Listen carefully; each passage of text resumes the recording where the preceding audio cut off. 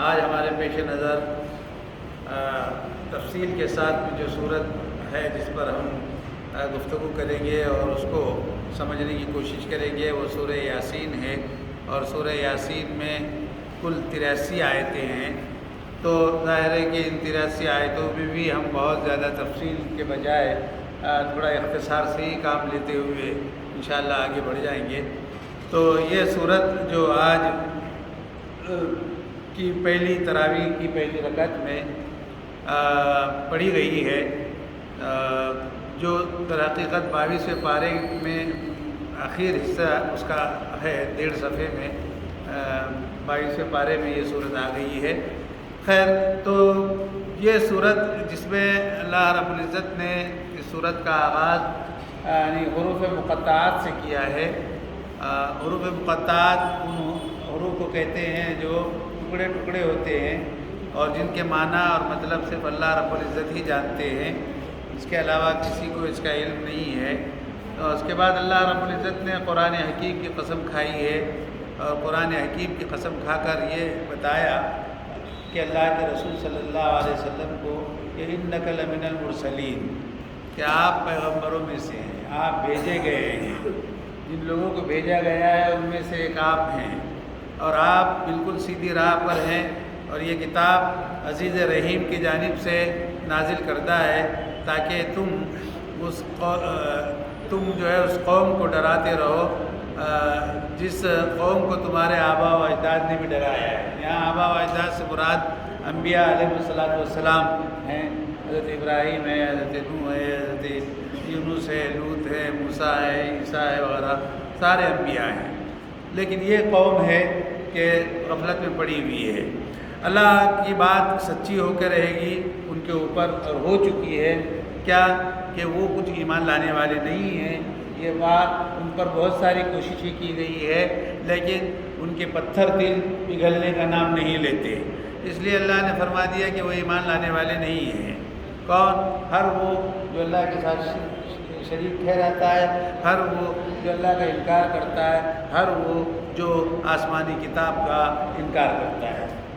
تو انا جعلنا فی اعناقہم، تو اب ظاہر ہے کہ یہ لوگ جو انکار کرتے ہیں یہ ہٹ دھرمی پہ اتر آئے، یہ ضد پر اتر آئے، ان کے اندر کبر ہے، ان میں غرور ہے، ان کے اندر آبا و اجداد کی رسومات ہیں، ان کے پاس میں ان کے پہلوں کی قصے کہانیاں ہیں، وہ ان کی باتوں کو سچ جانتے ہیں اور سچ ہی مانتے ہیں اور اسی کو برحق کہتے ہیں، اور اس راہ سے 1 انچ بھی اپنے آپ کو ہٹانے کے لیے وہ تیار نہیں ہیں۔ گویا اس وقت کا شرک، اس وقت کی رسومات، ان کے وہ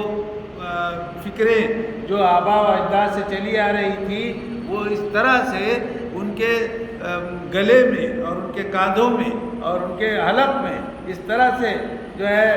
وہ جم گئی ہیں اور بیٹھ گئی ہیں کہ اب ان کا سر جھکنے کے لیے تیار نہیں ہے، ان کا سر جھک ہی نہیں سکتا۔ اسی بات کو اللہ نے یوں ارشاد فرمایا کہ انا جعلنا فی اعناقہم اغلالا، گویا کہ ہم نے ان کی گردنوں میں طوق ڈال رکھا ہے، طوق ڈال دیا ہے، اور وہ طوق ان کی ٹھڈیوں تک آ کر پہنچ گیا، تو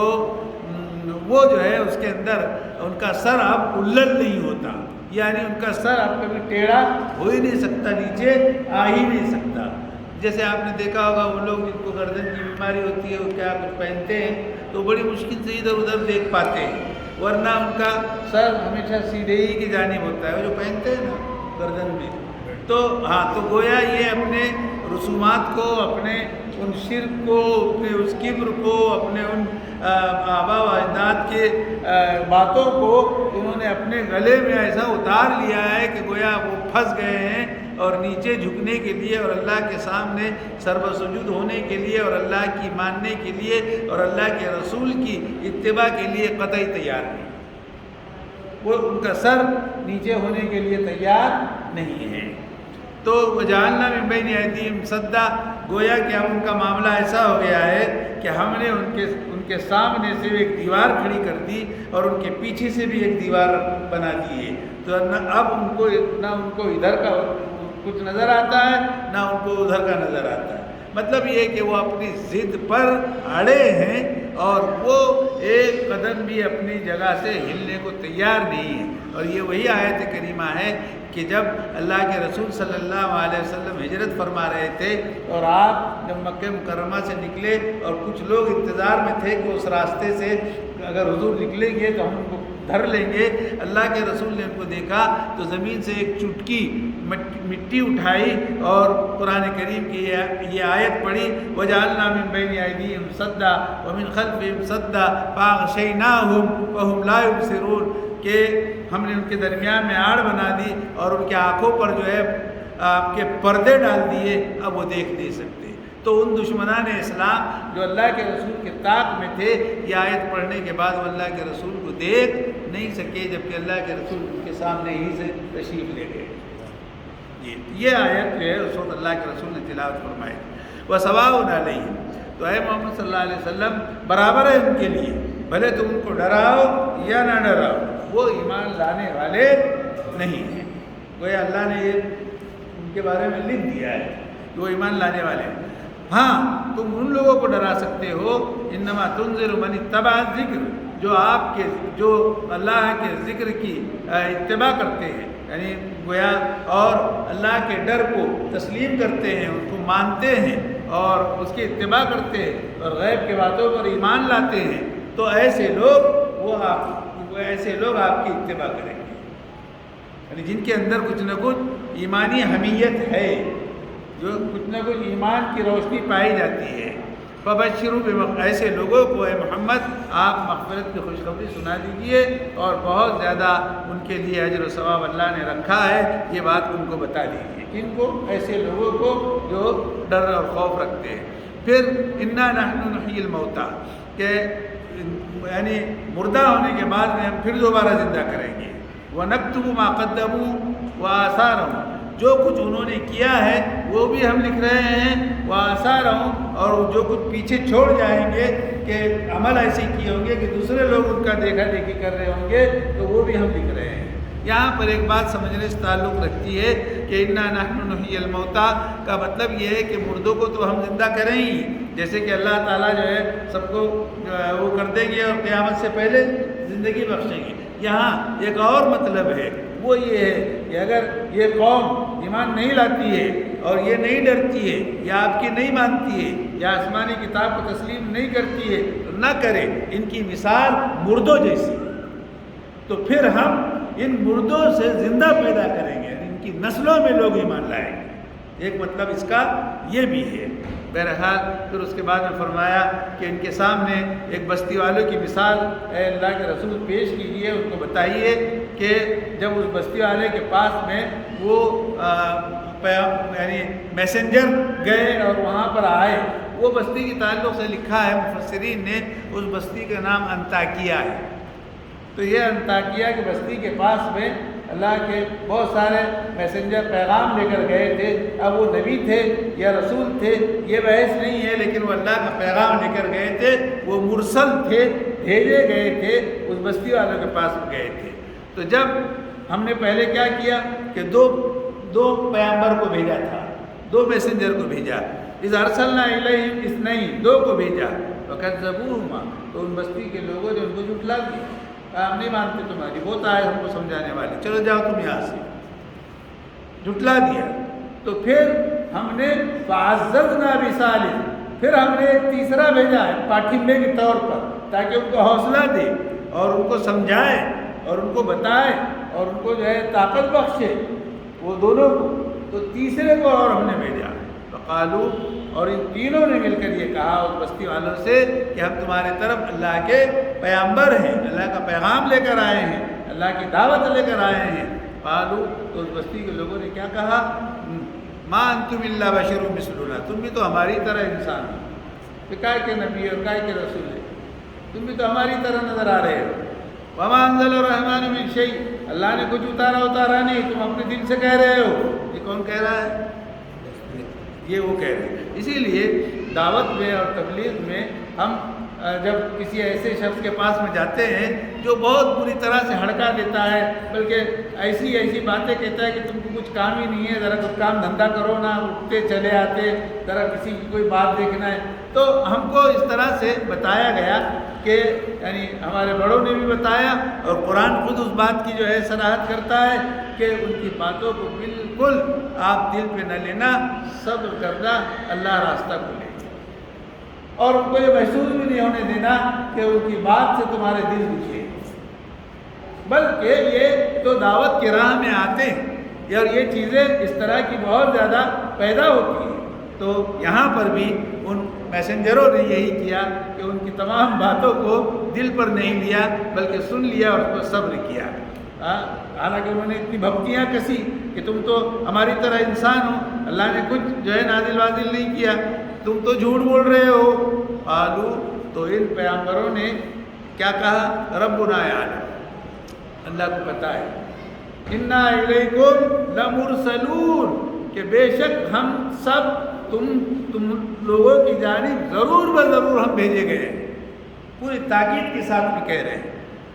وما علینا الا البلاغ المبین، دیکھو بھائی سننا ہو تو سنو، نہیں سننا ہے تو کوئی بات نہیں، ہمارا کام یہ ہے کہ بس کھلے طور پر تم تک حق بات کو پہنچا دینا ہے، سمجھنا نہیں سمجھنا، عمل کرنا نہیں کرنا، یہ تمہارا اپنا ذاتی فعل ہے، ہم اس کے جواب دہ نہیں ہوں گے۔ اللہم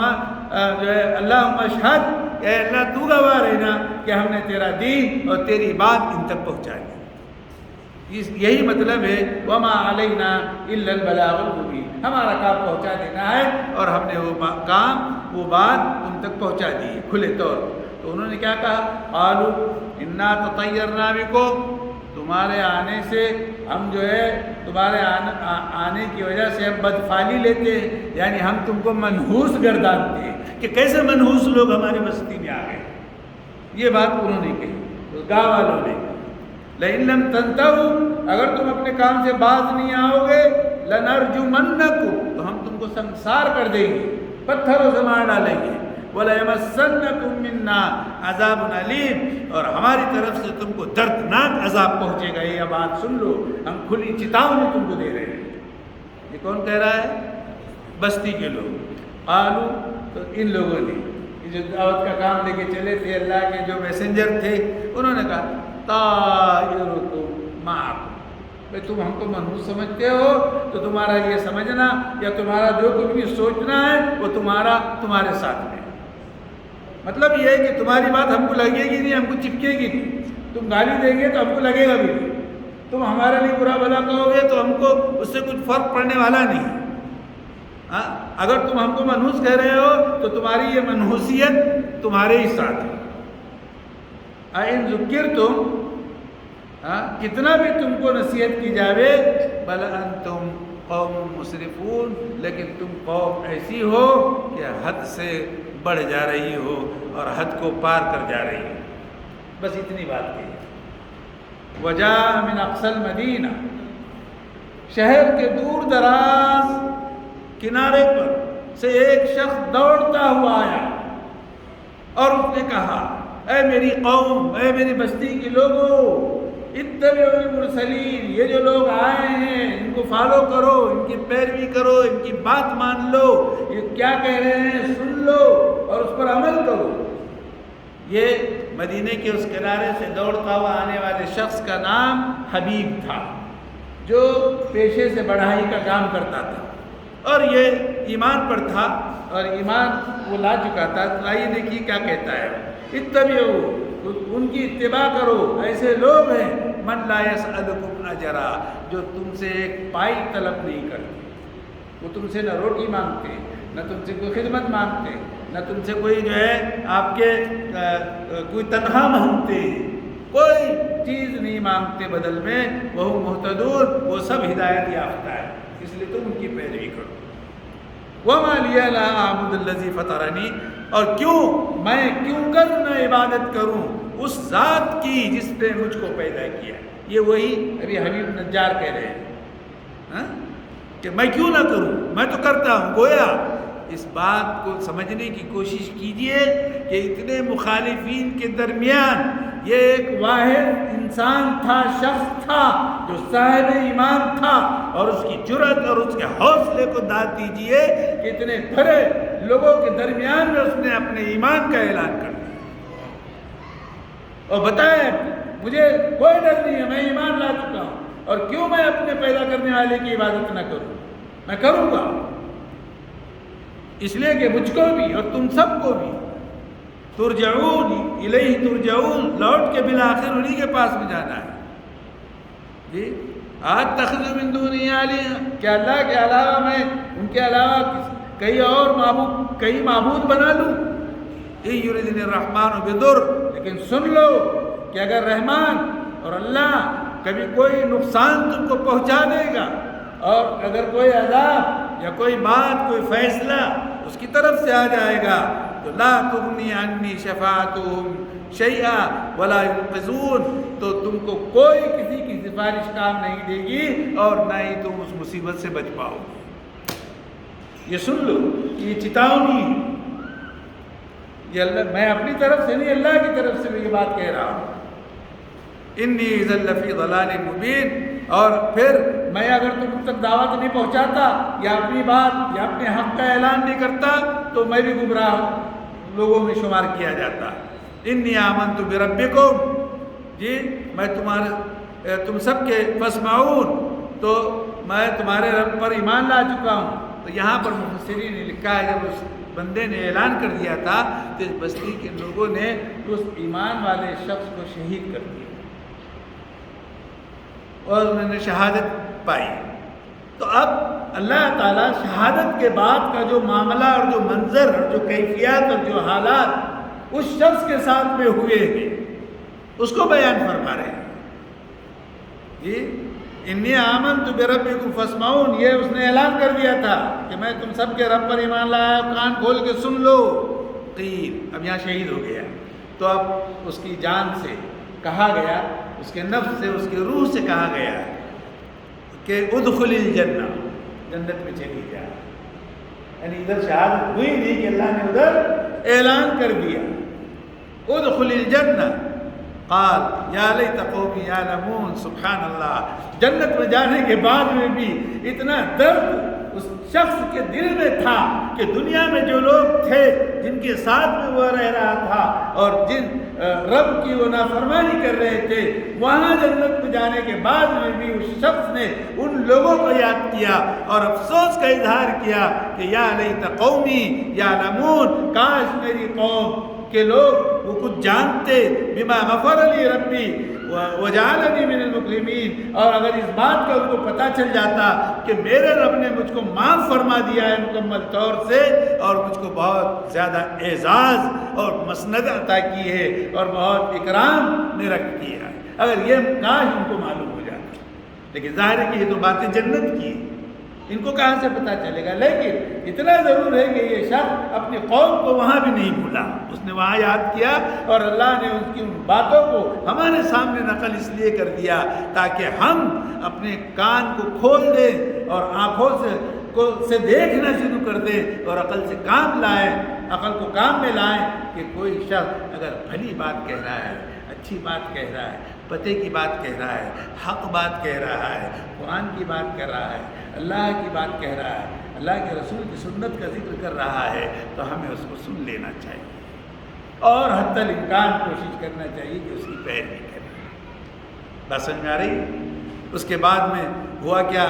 کہ وما انزلنا علی قوم من بعد من جند من السماء، اس قوم کو ہلاک اور برباد کرنے کے لیے ہم کو سپاہیوں کو اتارنے کی ضرورت نہیں ہے، آسمان سے کسی لشکر کو بھیجنے کی ضرورت نہیں ہے۔ وما كنا منزلین، اور نہ کبھی ہم ایسا کرتے ہیں، بلکہ ان کو ہلاک اور برباد کرنا ہے اگر تو ایک ہی جھٹکا، ایک ہی چنگھاڑ، ایک ہی آواز کافی ہے۔ ان کانت الا صیحۃ واحدہ، ایک ہی چنگھاڑ میں یہ سب فاذا هم خامدون، یہ سب جو حرکت میں نظر آ رہے ہیں یہ سب بجھے ہوئے دکھائی دیں گے،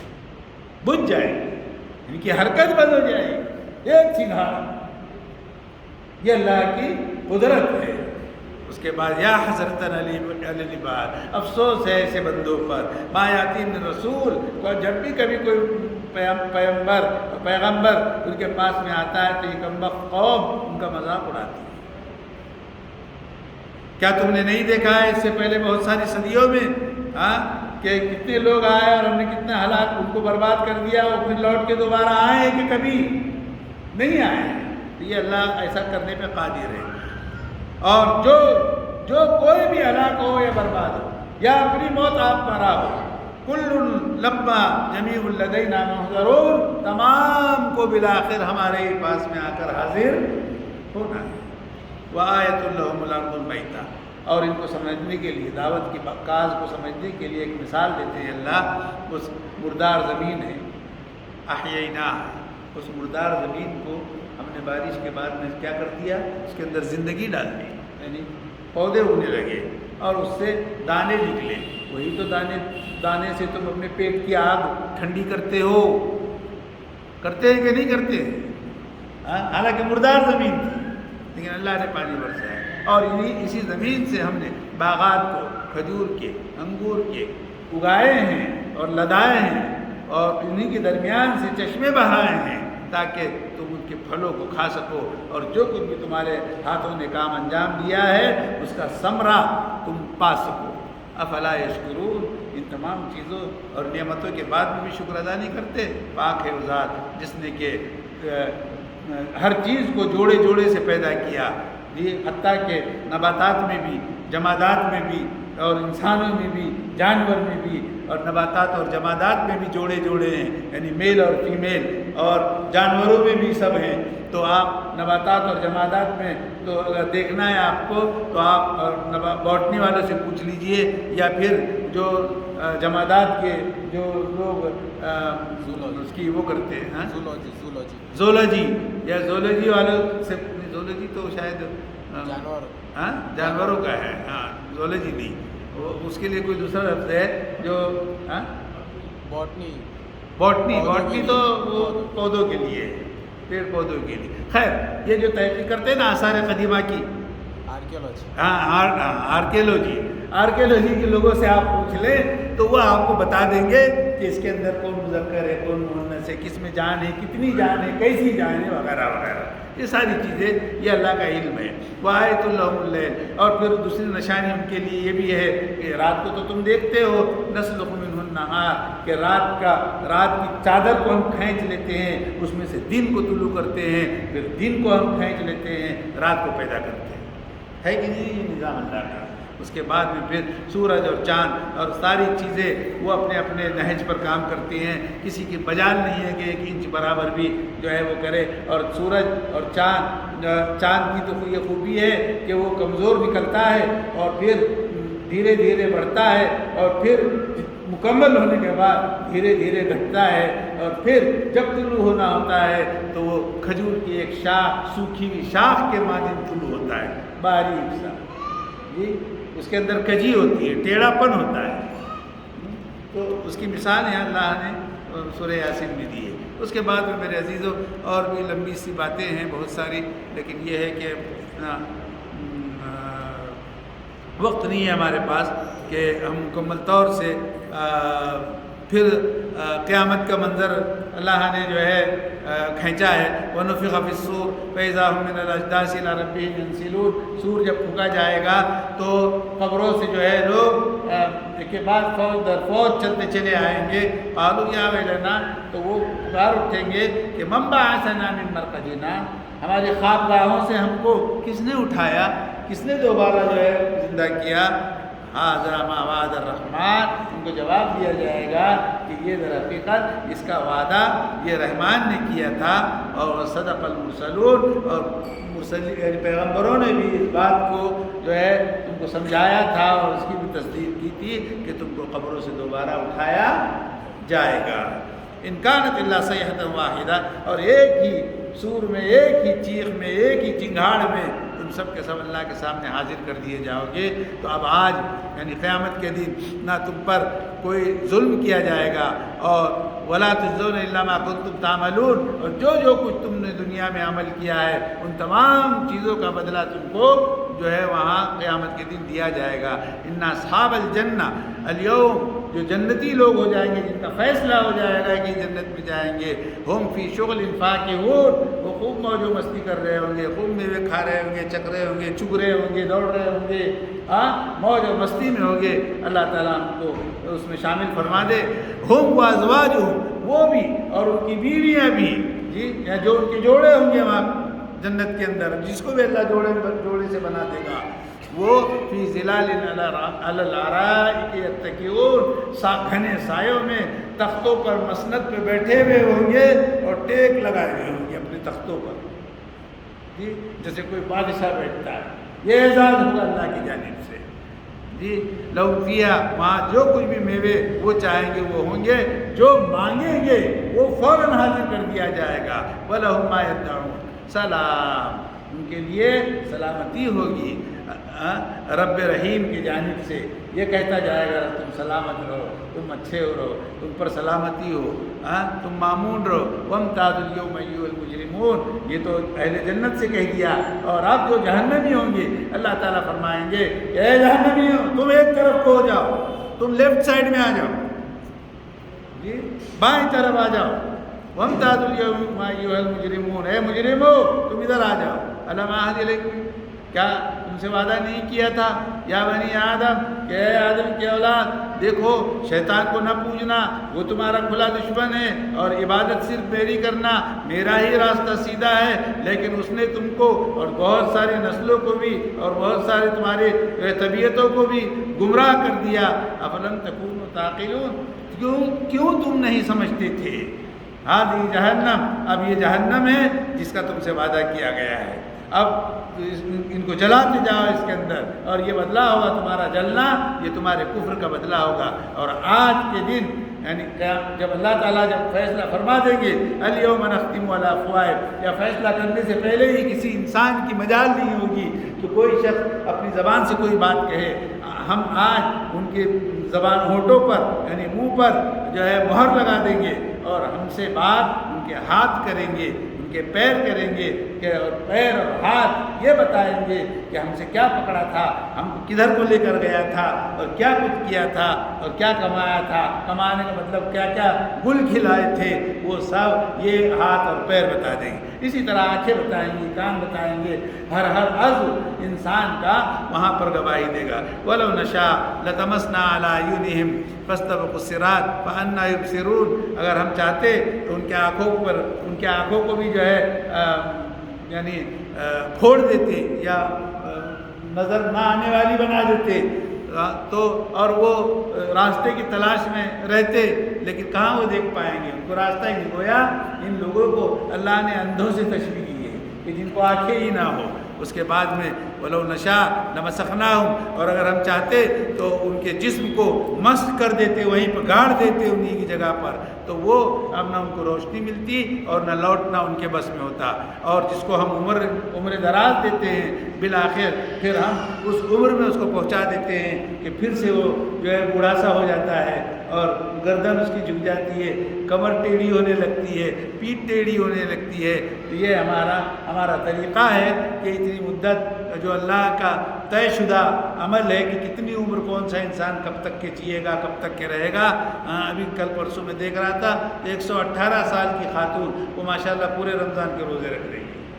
تو یہ بھی ہے کہ اللہ نے جس کے لیے جو مقدر رکھا ہے، لیکن وہی بڑھاپا آ جاتا ہے تو انسان پہلے کی طرح پھر معذور اور مجبور ہو جاتا ہے، جیسے کہ بچے کے عالم میں وہ معذور اور مجبور رہتا ہے۔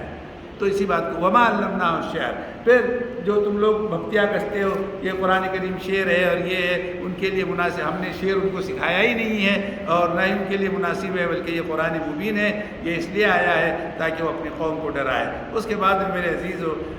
جو آخری حصہ ہے اس کا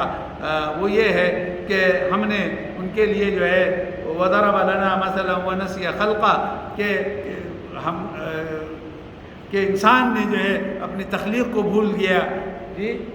کہ کیوں کر اللہ نے پیدا کیا تھا، اور پھر یہ کہنے لگا کہ میں یہ نظام کہ کون ہے جو ہڈیوں کو پھر دوبارہ زندہ کرے گا جبکہ وہ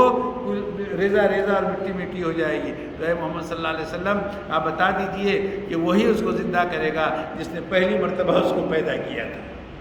وہی اس کو زندہ کرے گا, اور وہ ہر چیز کو جاننے والا ہے. الذی جعل لکم, کہ یہ وہ ذات وہ ہے جس نے تم کو ہرے بھرے درخت سے آگ بنا دیا, یعنی آگ نکال دی. ہرا بھرا درخت اس کو کاٹ کے لاؤ گے سوکھ جائے گا, پھر اس کو جلاؤ گے تو آگ بن جائے گی جی. اور بہت ممکن ہے کہ ہرے بھرے درخت ہی کے اندر سے آگ نکل جائے جی. تو یہ وہ ذات ہے, تو تم اسی سے جلاتے ہو, یعنی تم گرمی میں سردی میں اور کھانا بنانے میں وغیرہ میں وہ سب اسی کی لکڑی کو استعمال کرتے ہو. تو ہر لکڑی ہری بھری تھی کہ نہیں تھی؟ ہاں, ہر لکڑی ہری بھری تھی نا, تو وہی ہری بھری لکڑی وہ جو ہے چولہے کا ایندھن بن جاتی ہے. اولیس الذی خلق السماوات والارض, تو پھر جب ایسا اللہ کر سکتا ہے تو پھر آسمان اور زمین کو کیوں نہیں پیدا کر سکتا؟ کیا وہ اس پر قادر نہیں ہے کہ اس کی جیسا اور بھی پیدا کرتے جائے؟ بلا, کیوں نہیں, یعنی وہ اس پر قادر ہے. وہ تو خوب اور بہت زیادہ پیدا کرنے والا ہے اور جاننے والا ہے. اس کا تو معاملہ یہ ہے کہ جب وہ کسی چیز کا ارادہ کرتا ہے اور کہتا ہے کہ ہو جا, تو وہ چیز ہو جاتی ہے. فسبحان الذی بیدہ ملکوت, پاک ہے وہ ذات جس کا الذی بیدہ ملکوت کل شیء, کہ جس کے ہاتھ میں, جس کی قدرت میں ہر چیز کی زمام کار ہے. وَإِلَيْهِ تُرْجَعُونَ, اور بالآخر لوٹ کر اسی کی طرف جانا ہے. ہم سب کو بھی اسی کی طرف جانا ہے. بس ہم دعا کریں کہ ہم اپنے ایمان کی سلامتی کے ساتھ اور اعمال صالحہ کے ساتھ اس کے حضور حاضر ہوں, کتاب کی تلاوت ہو, اس کا ذکر ہو, اس کا شکر ہو, اور مصائب پر صبر ہو, اور اس کی تعریف ہو, اور اس کی تسبیح بیان ہوتی رہے, اور قرآن کریم کی تلاوت ہوتی رہے, اور اس کو سمجھنے کی ہم کوشش کرتے رہے, عمل کرتے رہے, اوروں کو بلاتے رہیں, احکامات کو اس کی اوروں تک پہنچاتے رہے, اور خود بھی قرآن پڑھے, اوروں کو بھی پڑھانے کی کوشش کریں, اور اس پر عمل کرنے والے بنے. بس آج اسی پر ٹھہرتے ہیں اور اللہ سے دعا کرتے ہیں, ربنا تقبل منا انک انت السمیع العلیم وتب علینا انک انت التواب الرحیم. وصلی اللہ تعالی علی خیر خلق محمد وعلی آلہ وصحبہ اجمعین برحمتک یا